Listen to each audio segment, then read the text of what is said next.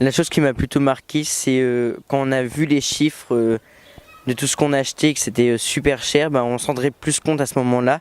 Et le chiffre aussi du pourcentage de pain qu'on a jeté ou même quand on a fait la pesée. Donc c'était énorme, donc on a vu, c'est à ce moment-là, je pense qu'on a bien compris que c'était pas bien. Et que c'est à ce moment-là qu'on a fait voir à tout le monde que c'était énorme. Et je pense que là, ça a beaucoup sensibilisé les autres aussi. On a fait des affiches pour que tout le monde soit sensibilisé. Donc pas que les élèves, aussi les professeurs. On a fait un îlot à légumes pour se servir. oui, pour se servir autant qu'on voulait sans en avoir trop dans l'assiette pour pas gaspiller.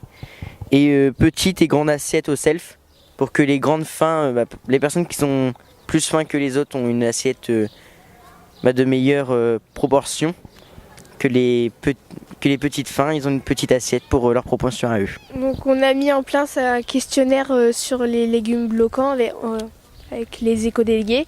On les a fait passer dans d'autres classes en 4e pour répondre au questionnaire. Puis on l'a donné à une classe en mathématiques pour qu'ils élaborent des statistiques sur les produits. Et après, il y a eu des changements au niveau du restaurant scolaire. Moi personnellement, au niveau de la lutte contre le gaspillage, j'étais pas autant impliquée que maintenant. Et c'est important parce qu'on se dit qu'il y en a qui meurent de faim et il faut pas. Ça fait un peu mal au cœur de gaspiller de la nourriture. Au début, c'est vrai que ça paraît un peu trop long, mais plus on s'y habitue, plus ça paraît normal. Et même là, quand on passe pour faire le tri, c'est pas si long que ça en fait.